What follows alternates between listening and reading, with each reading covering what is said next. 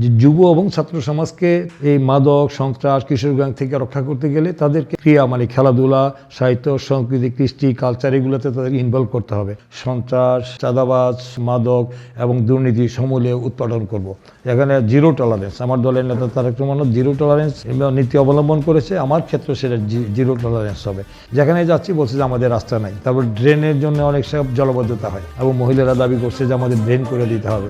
একজন মানুষের জন্য বিনা চিকিৎসায় মৃত্যুবরণ না করে একজন মানুষের না খেয়ে না মরে। যে আমি বলছি কোনো জায়গায় দলীয়করণ করা হবে না, যোগ্যতার ভিত্তিতে সবকিছু হবে। ইচ্ছা করলে আমরা পর্যটন শিল্প গড়ে তুলতে পারি, সেখানে পর্যটন শিল্পটা মোর ইম্পর্টেন্ট।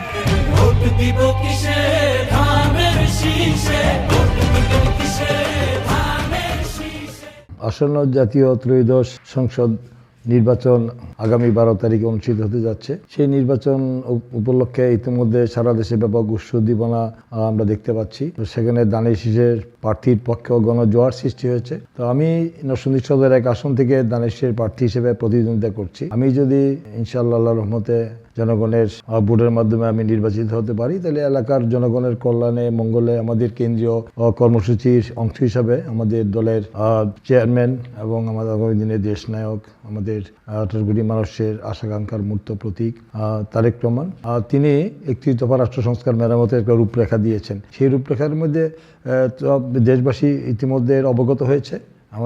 আমার সেই কেন্দ্রীয় কর্মসূচির অংশ হিসেবে এর মধ্যে উল্লেখযোগ্য যেটা রয়েছে আমার ফ্যামিলি কার্ড, কৃষি কার্ড, তারপরে হেলথ কার্ড, তারপরে সার্বজনীন আমাদের শিক্ষা ব্যবস্থা আর গুরুত্ব আরোপ করা হয়েছে।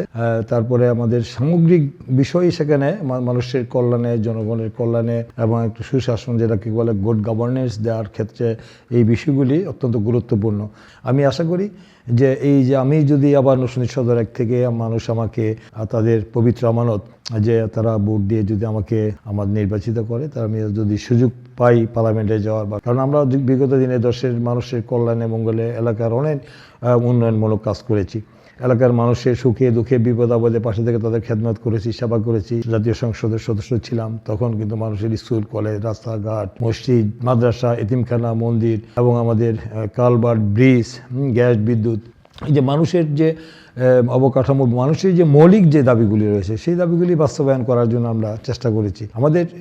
আমাদের দেশের অনেক সমস্যা আছে, এই দেশ তো ওভারনাইট সব দাবি দেওয়া তো বাস্তবায়ন করা সম্ভব না। তারপরে আমরা চেষ্টা করেছি, যথাসাধ্য চেষ্টা করেছি। সেখানে আমাদের সততা ন্যায় নিষ্ঠার ক্ষেত্রে কোনো ত্রুটি ছিল না। তো সেখানে মানুষের আস্থার জায়গা, মানুষের যে বিশ্বাসের জায়গা, যে না আমি যদি নির্বাচিত হয়ে আমার দল যদি আবার দেশ পরিচালনার দায়িত্ব পায়, মানুষের যে পবিত্র আমানত সে আমাদের ভোট দিয়ে সে আমানতের খেয়ানত হবে না। তারা এটুকু হয়তো আমরা উপলব্ধি করতে পেরেছি। আশা করছি আমরা তাদের যেভাবে আমরা রেসপন্স পাচ্ছি, যেভাবে ফিডব্যাকটা পাচ্ছি পাবলিকের কাছে জনগণের কাছে ভোটারদের কাছ থেকে, সেটা আমরা খুব ইতিবাচক। সদরের মানুষের যে চাহিদা জেলা হেডকোয়ার্টার, যেহেতু আমি সদর এক মনোনীত দানেশের প্রার্থী হিসেবে প্রতিনিধিত্ব করছি, সেখানে তো মানুষের অনেক প্রত্যাশা থাকাটাই স্বাভাবিক। সেখানে আমাদের শিক্ষার মান উন্নয়ন করার জন্য বেসরকারি বিশ্ববিদ্যালয় প্রতিষ্ঠা করা, তারপরে একটা মেডিকেল কলেজ স্থাপন করা এবং আমাদের এখানে শিক্ষার মান বাড়ানো, পাশের হার না মান বাড়ানোর ব্যাপারে শিক্ষার ব্যবস্থাটা নিশ্চিত করা। এইগুলোর পাশাপাশি আমাদের রয়েছে মানুষের যে কলেজ রাস্তাঘাট মসজিদ মাদ্রাসা এতিমখানা সহ যেগুলো অবকাঠামো যেগুলো রয়েছে সেগুলিকে সংস্কার করা। একটা শিল্পাঞ্চল, এটা আমাদের ম্যানচেস্টার বলা হয় আমাদেরকে, বাবুরহাট সেক্রেটারিকে, সেখানে আমাদের প্রায় বাংলাদেশের 70% বস্ত্র এখানে করা হয়, সাপ্লাই দেওয়া হয় এখান থেকে। এখানে 4000-এর বেশি আমাদের শিল্প কারখানা রয়েছে। এখন সেটাকে আধুনিক একটা এখানে ইপিজেড করা, একটা ইকোনমিক জোন করা, এটা করলে আমাদের মনে হয় যে এলাকার কর্মসংস্থানও হবে এবং আমাদের এই এলাকার যে মানুষের যে অভিজ্ঞতা রয়েছে সেটাকে কাজে লাগিয়ে অর্থনৈতিকভাবে আমাদের এটাকে আরও সমৃদ্ধ করা যাবে।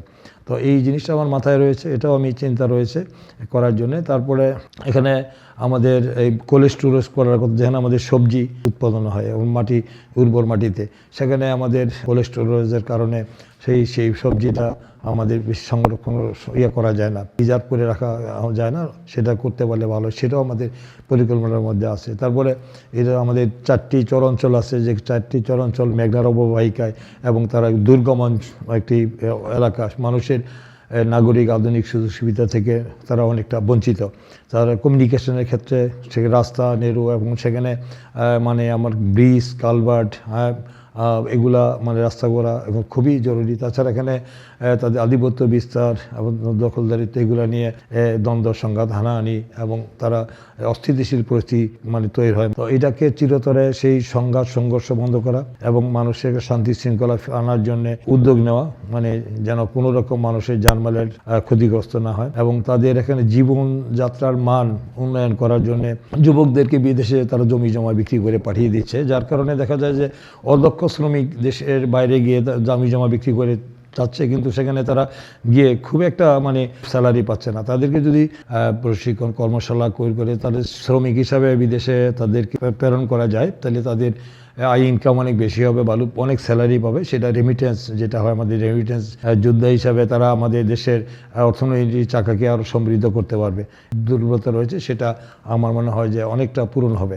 তাই মনে করি এই বিষয়টা আমার মাথায় রয়েছে, এটা আমরা একটু আলোচনা করে বিশেষজ্ঞদের সাথে সেটা কীভাবে করা যায় সেটা আমরা চিন্তা করবো। সেই অঞ্চলে আমাদের যে এখানে মানে মানুষের প্রশাসন না থাকার কারণে এখানে সন্ত্রাস, চাঁদাবাজ, মাদক এবং আমাদের দুর্নীতি এগুলো একটা মানে ব্যাপক বিস্তার ঘটেছে। তা আমি যদি নির্বাচিত হই তাহলে আমার এই এলাকার থেকে আমি সন্ত্রাস, চাঁদাবাজ, মাদক এবং দুর্নীতি সমূলে উৎপাদন করব।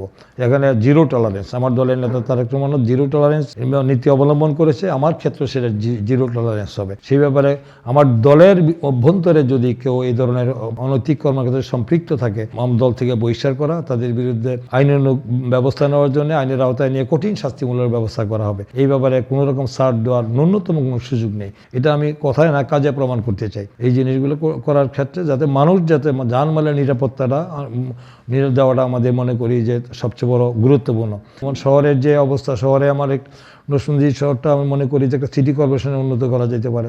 যেই পরিমাণ সমাগম এখানে থাকে এটাকে আরও সচল করার জন্য স্বাচ্ছন্দ্যে যেন মানুষ চলাফেরা করতে পারে, এই জন্য যানজট নিরসনের একটা আমাদের উদ্যোগ নিতে হবে। এবং আমাদের যে পয় নিষ্কাশন থেকে শুরু করে ময়লা থেকে শুরু করে এবং পরিবেশ যেটা বিঘ্নিত হচ্ছে, বিশেষ করে যেসব ইন্ডাস্ট্রিগুলি রয়েছে, মিল ফ্যাক্টরিগুলো রয়েছে, তারা ইটিভি না করার কারণে এখন থেকে যে বর্জ্য কেমিক্যাল যাচ্ছে, যার কারণে নদীর পানি দূষিত হচ্ছে, জমির উর্বরতা নষ্ট হচ্ছে, মাছ মরে যাচ্ছে এবং এলাকার পরিবেশ দূষণ হচ্ছে। এটাকে আমি সিস্টেমের মধ্যে নিয়ে আসবো।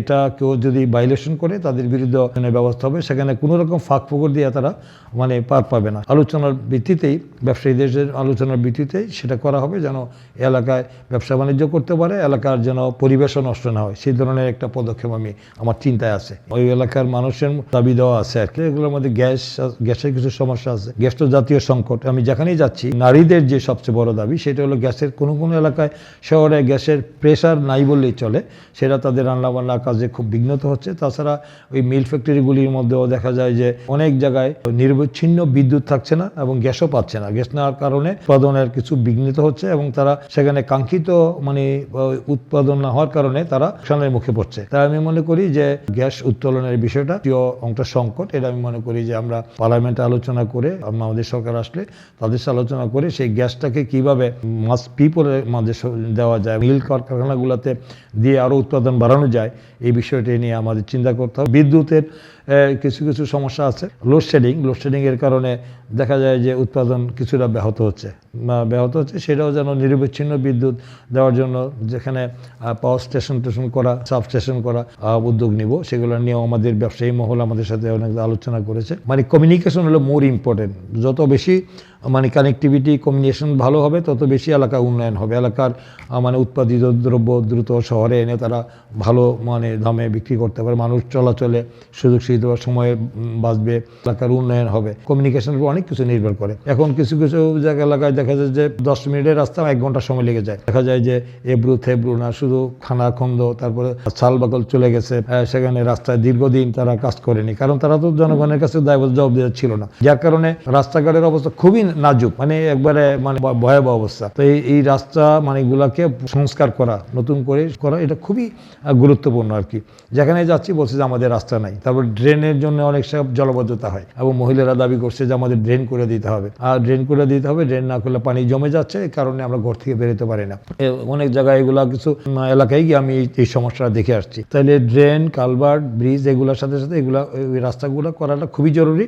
এগুলো একটা মাস্টার প্ল্যান করে আমাদেরকে করার চিন্তা রয়েছে। তার পাশাপাশি আরেকটি বিষয় যেটা যে যুব এবং ছাত্র সমাজকে এই মাদক, সন্ত্রাস, কিশোর গ্যাং থেকে রক্ষা করতে গেলে তাদেরকে আমাদের ক্রিয়া মানে খেলাধুলা, সাহিত্য, সংস্কৃতি, কৃষ্টি, কালচার এগুলোতে তাদের ইনভলভ করতে হবে, মানে তাদের ইতিবাচক দিকে নিয়ে আসতে হবে। ওই যে মানে খারাপ সঙ্গে থাকলে যে অবসর মসজিদ শয়তানের আড্ডাখানার কথা আছে না, এই জন্য তাদেরকে যদি আমরা ইনভলভ করতে পারি খেলাধুলার দিকে, কারণ আমাদের সরকার এই ব্যাপারে 31 দফার মধ্যে স্পষ্ট উল্লেখ রয়েছে যে আমাদের যুব সমাজ, ছাত্র সমাজদেরকে আমরা শিল্পপতি, ব্যবসায়ী, সমাজসেবী সবাইকে আমরা এই ব্যাপারকে ইনভলভ করবো একটা সুন্দর সমাজ বিনির্মাণের ক্ষেত্রে। এই সব বিষয়গুলো যে খেলাধুলার প্রতি এবং আমাদের সাহিত্য, সংস্কৃতি, ক্রিয়া এগুলোতে বেশি অনেক মাঠ নাই। দেখা যায় যে সব মানে দিন আমাদের মানে জনসংখ্যা বেড়ে যাচ্ছে, যার কারণে আমাদের আবাদি জমি কমে যাচ্ছে, যার কারণে দেখা যায় আমাদের লোকজন খুব কমার্শিয়াল হয়ে যাচ্ছে। ও ছাত্রছাত্রীদের যুবকদের জন্য কোনো খেলাধুলার কোনো মাঠ নেই। মাঠ না থাকার ফুটবল, ক্রিকেট বা তারা বিনোদনের কোনো ব্যবস্থাই নেই। তো এই জন্য বিনোদনের ব্যবস্থাটা খুবই জরুরি। এটা আমি মনে করি যে এদেরকে আমাদের প্ল্যান আছে যে মাঠের ব্যবস্থা করা, যদি সরকারি খাট জমি থাকে ব্যবস্থা করে দেওয়া, যাদের ছেলেমেয়েরা মানে সেখানে খেলাধুলার সুযোগ পায় এবং তারা শারীরিক মানসিকভাবে গড়ে উঠতে পারবে। যেহেতু আমাদের নদী মাতৃক আমাদের দেশ, এই এলাকায় আমাদের যেহেতু মেঘনা নদীর অবয়বী 4টি চর এলাকার মধ্যে এখানে আমরা ইচ্ছা করলে আমরা পর্যটন শিল্প গড়ে তুলতে পারি। সেখানে পর্যটন শিল্পটা মোর ইম্পর্টেন্ট। সেখানে কিন্তু আমাদেরকে আকৃষ্ট করতে পারি। এই এলাকায় মাঝে মাঝে গেলে আমার কাছে খুব ভালো লাগে, আমি খুবই মুগ্ধ হয়ে যাই দেখে আর কি, দৃশ্য দেখে। সেখানে আমরা ইচ্ছা করলে কিন্তু আমরা পর্যটনের ব্যবস্থা করতে পারি। সে অনেকের প্ল্যান হয়তো আছে, কিন্তু আমি এই ধরনের তা উৎসাহিত করবো। মেঘনা নদীর পাশে যে আমাদের যে এলাকাটা রয়েছে, কয়েকটি ইউনিয়ন রয়েছে, সেখানে আলোকবালি রয়েছে, চরদিগুলি ইউনিয়ন রয়েছে, আমাদের করিমপুর ইউনিয়ন, এই এলাকাটার মধ্যে সুযোগ আমাদের রয়েছে। তাছাড়া আমার চর অঞ্চলের মানুষের তো এখনো পর্যন্ত যেহেতু 2টা চরের সাথে চরদিগুলি এবং আলোকবালির সাথে আমাদের কানেক্টিভিটি নেই। শহরের সাথে যোগাযোগের মাধ্যম হলো একমাত্র নৌপথ, মানে হয়তো ট্রলার, তার স্পিড বোট দিয়েই চলাফেরা করতে হচ্ছে। সেখানে অনেক ঝুঁকি মানুষের চলাফেরা করতে হয়, অনেক সময় লেগে যায়, যার কারণে ওই এলাকার মানুষের দীর্ঘদিনের দাবি ছিল যে যোগাযোগ করা। সেটা আমার প্ল্যান রয়েছে যে ওইটার সাথে কানেক্ট করে আমাদের ব্রিজ করে দেওয়ার জন্য, যাতে গাড়ি নিয়ে যেতে পারে এবং অনেক অসুস্থ রোগীদেরকে নিয়ে আসার জন্য দ্রুত সময়ের মধ্যে আনতে গেলে রাস্তায় হয়তো তার এক্সপায়ার করে যাচ্ছে। এই জন্য আমি চাইছি ওয়াটার অ্যাম্বুলেন্স চালু করা যায় কিনা, সেটাও আমার মাথায় আছে। তারপরে আবার রয়েছে যে আরেকটি বিষয় আমি লক্ষ্য করেছি, অনেক কিছু আমার ধারণা ছিল না, আমাদের এলাকায় কিছু ল্যান্ডলেস বা ভূমিহীন যাদের বাড়িঘর নেই, অন্যের বাড়িতে তারা থাকছে করুণা দয়ার উপরে। কিন্তু এটাও আমাদের মনে হয় যে খুঁজে বের করে পুনর্বাসন করতে হবে, তাদেরকে তৈরি করা বাড়ি করে দেওয়া। আমাদের মৌলিক 5টি দাবির মধ্যে কিন্তু বাসস্থান কিন্তু অন্যতম। এই বাসস্থানের বিষয়টা আমাদেরকে মানে গুরুত্ব সহকারে দেখবো, এটা আমাদেরকে আইডেন্টিফাই করে তাদেরকে আগামী দিনে পুনর্বাসন করা। ইনশাআল্লাহ আগামী দিনে যদি সুযোগ পাই আমরা, সেটাকে আমরা মাথায় আছে, সেটাকে আমাদেরকে বাস্তবায়ন করার জন্য। যারা মানে হত দরিদ্র মানে শ্রমজীবী মানুষ, দিন আনে দিন খায়, এই ধরনের আমার যারা আছে আর কি, শুধু তাদের কোনো ইনকাম নাই, কিন্তু শারীরিক পরিশ্রম দিয়েই তারা আমার নির্মাণ শ্রমিকের মতো আর কি, বা যারা ডেলি লেবার এরকম আমাদের অনেক রয়েছে। তো তাদেরকেও মানে কীভাবে পুনর্বাসন করা যায়, অর্থনৈতিকভাবে স্বাবলম্বী করা যায়, যে তাদের আমার ইনকাম বাড়ানো যায়, যে সীমিত আয়ের মানুষ যারা, তাদের জীবনযাত্রার মানটা কীভাবে উন্নয়ন করা যায়, মানে ধনী দরিদ্রের মধ্যে বৈষম্য কমানো, ধনী আরও ধনী হবে, গরিব আরও গরিব হবে, এই পলিসি না। আমরা চাই বৈষম্যহীন সমাজ তৈরি করব। একজন মানুষের জন্য বিনা চিকিৎসায় মৃত্যুবরণ না করে, একজন মানুষের না খেয়ে না মরে।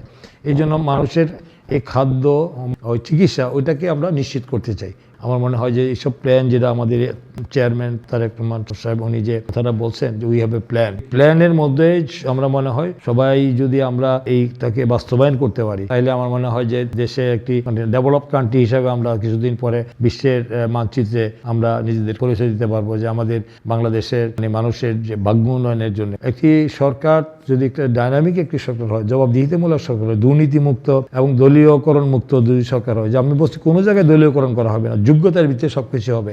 আমাদের সব ক্ষেত্রে আমি মানে শিক্ষা থেকে শুরু করে, মানে ক্রীড়া থেকে শুরু করে, আপনার অফিস আদালত থেকে শুরু করে সব ক্ষেত্রে যোগ্যতার ভিত্তিতে হবে। এবং সেখানে নিয়োগের ক্ষেত্রে হইতে হবে যে কে কোন দল করছে সেটা বড় বিষয় না, তার যোগ্যতা আছে কিনা, তার যোগ্যতা তার মেধা আছে কিনা সেটা দেখতে হবে। সে কোন দল করে, সে কোন মাইন্ডেড, বা তার সাথে কার কি সম্পর্ক, সেটা দেখার বিষয় না। সেটা হলো যে সম্পূর্ণ ইম্পার্শিয়ালি আমাদের নিরপেক্ষভাবে আমাদেরকে যদি আমরা দেশ পরিচালনা করতে পারি, সব ক্ষেত্রে সরকারি চাকরি নিয়োগের ক্ষেত্রে, ভর্তির ক্ষেত্রে, সেখানে যদি মেধার ভিত্তিতে হয়, মানে সম্পূর্ণ মানে যোগ্যতার ভিত্তিতে হয়, সেখানে যদি কোনো রকম পক্ষপাতিত্ব না হয়, তাহলে আমার মনে হয় যে আমাদের মেধা চর্চা যদি হয়, তাহলে একজন মেধাবী ব্যক্তি যদি দেশ পরিচালনার দায়িত্বে আসে, প্রশাসনে যায়, সব জায়গায় দুর্নীতি করবে না, তো যোগ্যতার ভিত্তিতে হবে, সে সম্মান পাবে। শুধু সে তথ্যসামরিক চাটুকারিতা করে যাবে, কিন্তু দেশকে জাতিকে দিতে পারবে না। এইসব বিষয় আমাদেরকে কিন্তু মাথায় রাখতে হবে।